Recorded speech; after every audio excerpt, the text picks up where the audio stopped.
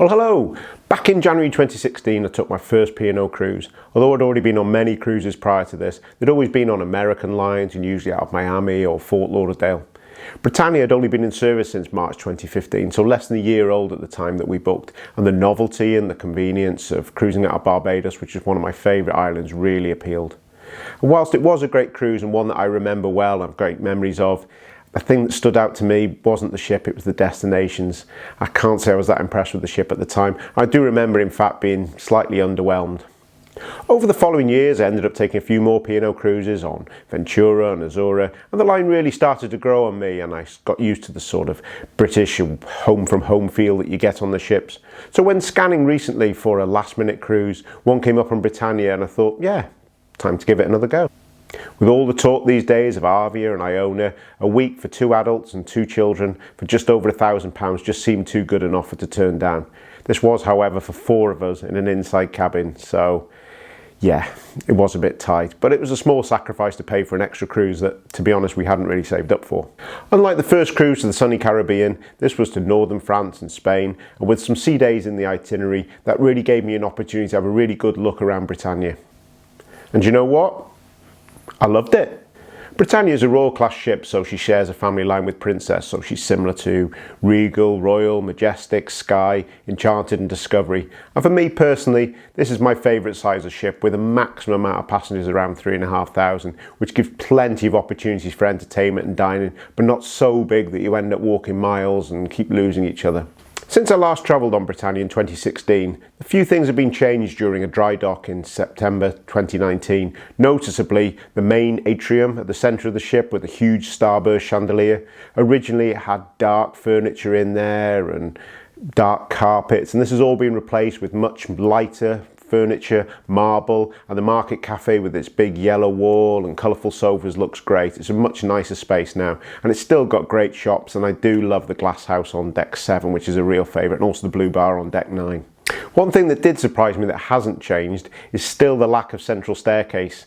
This is something that was widely discussed when Britannia was launched, and when everybody's coming out of the theatre, for example, all at the same time and people are queuing up for lifts, it can get really busy. It's not so bad for me because I can just walk to another elevator bank or I can just find some stairs, but for those with mobility issues, they really are a bit stuck.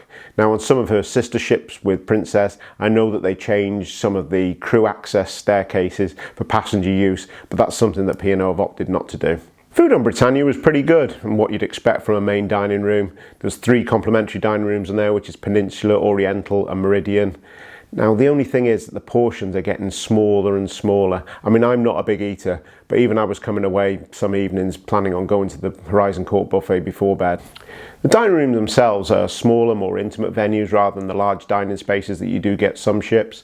But there's also a choice of specialty restaurants. Some of the P&O favourites are on there, such as Sindhu, the Glass House, Beach House, Epicurean.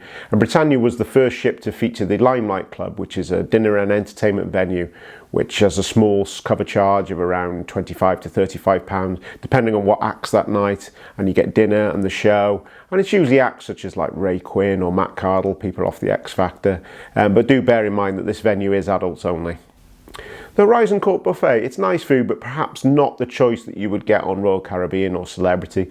But like all buffets, it's really busy at breakfast time. So do yourself a favour, have breakfast in the main dining room. It's much nicer. There's no extra charge. And for sweet guests, they can even have breakfast in the Epicurean. Another change since I was last on was the introduction of the MyHoliday app, which is now being rolled out across all the P&O ships.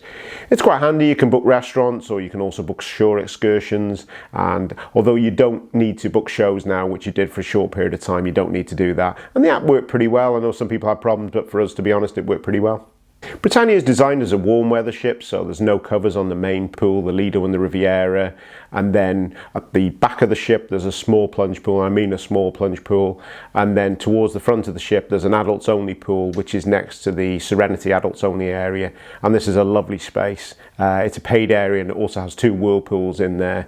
There's no water slides or anything like that on Britannia or any other P&O ship for that matter, so if that was something that was of interest to you, then really be better off having a look at MSC or maybe an Oasis class ship from Royal Caribbean.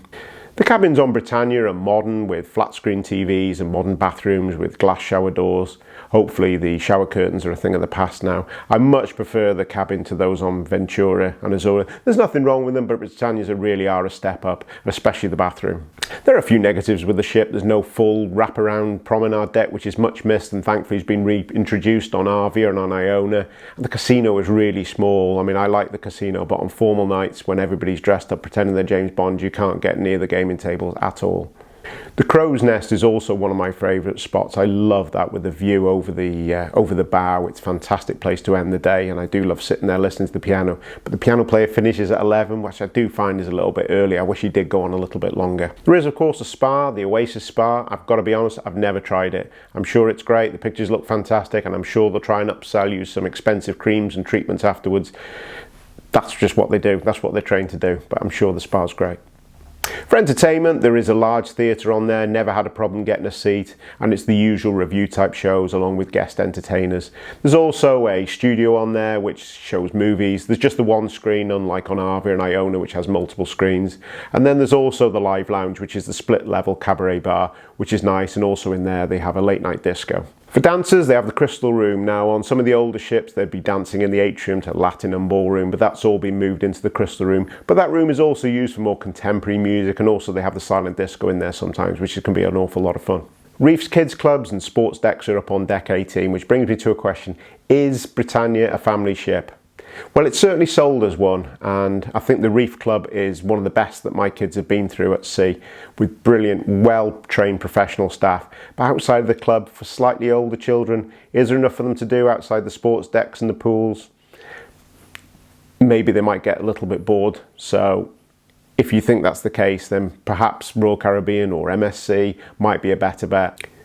So in conclusion, Britannia right now, with all the attention on Avia and on Iona, offers a really good value for money experience for families, for couples and for solo travellers, although they do need to work on the solo traveller rates. Ventura and Azura are nice ships, but there's just a little bit more to do on Britannia. I do like the extra choices on the entertainment, and there's also more dining choices. Avia, of course, has a lot more for families to do, with an escape room and a ropes course, but you are going to pay considerably more for that, potentially up to 50% more on some of the itineraries that I was looking at. If your budget allows, and if it's a family trip you're looking at, then Royal Caribbean may fit better for you, or maybe MSC. But pound for pound right now, I don't think there's anything you could do better than Britannia. It really is a fantastic value for money ship, and one that I really would happily go on again. I mean, do you agree that Britannia is a great ship? Have you been on here? Maybe you prefer another P&O ship. Should I try Arcadia or Aurora? Let me know in the comments below, and thanks for watching. And if you did enjoy it, then please do hit subscribe and also hit the like button. And until the next video, bye for now.